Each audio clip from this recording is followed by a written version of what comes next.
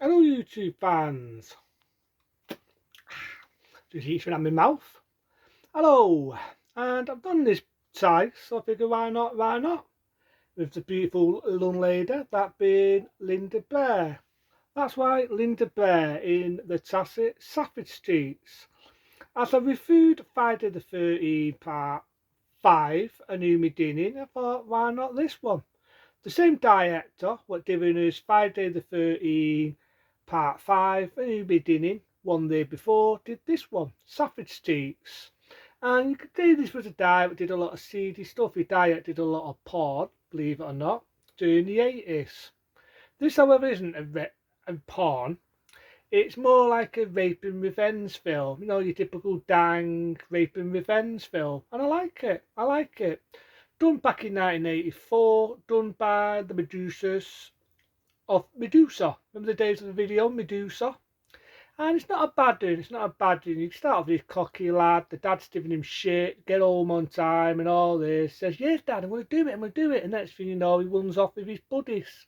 But these are buddies, what are scumbags. These are the people that will beat you up, mug you, rape you if you're a woman, and they'll kick the fucking shit out of you. And they do, because you've got Linda Bear, you've got a sister, and you've got her mates, and long behold, these cocky lads to get hold of this lad who owes some doss.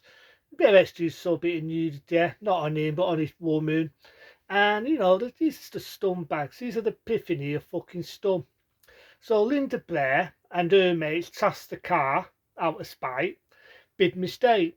One day after, the lads foil the sister and they basically dang rape the sister. I saw that upsets people, but that's what they do.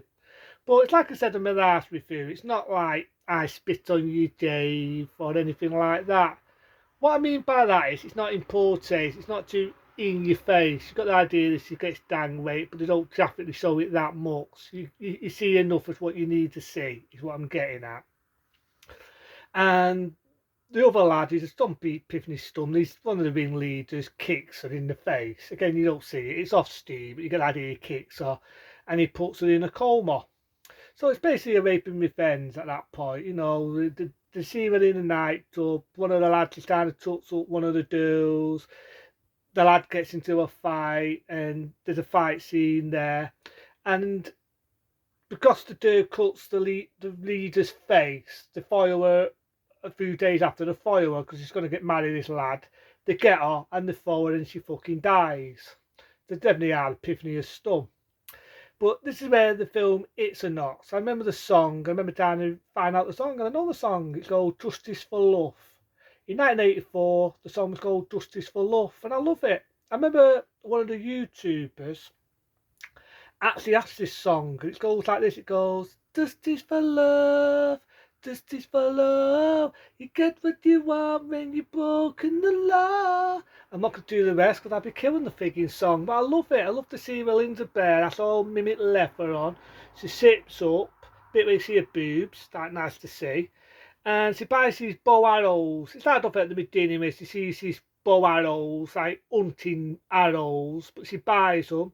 She finds out that the scumbags were the ones that raped her sister and put her in a coma and also killed her mate. We shouldn't find out until later on.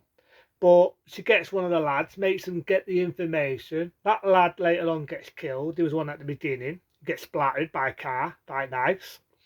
But I love to see where she gets her revenge. That's when the film hits the knots. I always love the line, love it. I remember saying it before, where she says to him, it's pity you're not double jointed. Yeah, why? Because if you were, you could kiss your ass stood by. I love it. I always love to see where it says, I'm going to stuff my dick so up you that not even Tistus Rumpus could find it. So that's some funny bits, even though they are scumbags. But I do love the bit where she says that line, Pity you're not double tighted. Why? Because you could kiss your ass stood by. Shoots a fucking arrow right in his neck, right in his fucking Douglas. And I love it. I just love it. I love the film for it. I love everything for it. You know what I mean? And I love it. So that's one thing I do dilute the film for. I dilute it for that. So they both get killed, the bags. One falls in this thing that spikes his face. One gets, like I say, gets an arrow in his jugular. But the ringleader, he gets the ultimate death because he's chasing Linda Bear. He's chasing her in a warehouse. He almost gets her by the neck, but before that, she falls prey on him. This is the prey that if you get lit, you're on fire. You think he's going to get her by the neck. She gets a lighter, burns the fucker. I love to see he goes for the wind. It's a good stunt, this. Again, practical effects. You don't see that anymore. A real stunt man with a burn suit. Never see that anymore.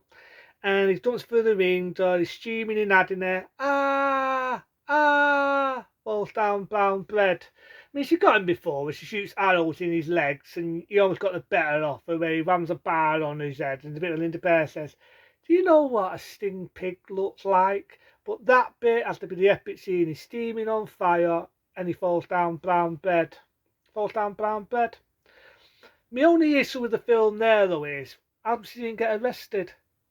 Granted, yes, I know there were stone bags, they raped the sister, they murdered her mate and all this, but nevertheless, you don't take the law in your own hands. You do that, you get arrested, no matter if the person's a scumbag or not. I know I'm going too into it. I know it's a fucking movie, but be realistic there. Alton and Linda Bear didn't get arrested. Breaking and entering, murder. The list goes on. But, you know, it's a film, you know, and about, you know, it's a film. But it shows it now where she visits a mate, you know, who's dead. The sister walks off, you get a bit of thematic music, end of movie, end of movie.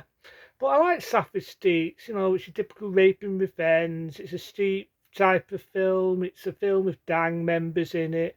It's that film of that era, you know, you're very rarely going to see these days. You are very rarely going to see films, let's say, like Sapphic Streets. It's definitely fine. It's not too bloody, but it's fine in places. You know what I mean? It's fine in places. I mean, it's fine in places, but it's that type of film you're never going to see nowadays. Nowadays, films, in my eyes, they're PC friendly, PC pussified. This film isn't.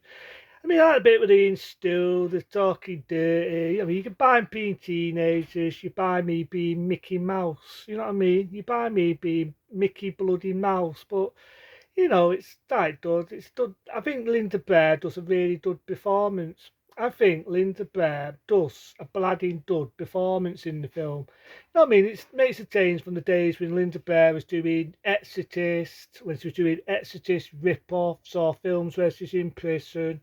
This is like a different known for her, and it's like saying me her acting today as Linda Blair didn't pick up. It's the same. But Sapphic Streets again, like I say, back in 1984. It's a dud. So I thought I'd review it again. It's like I say, the same director that given us Friday the 13th, part 5, A New Beginning. He did us this one there before, and it's a dud. So that was Sapphic Streets. Into then. Be smart, be safe, and I'll see you soon for some more movies and more movie reviews. Into then, have a good one.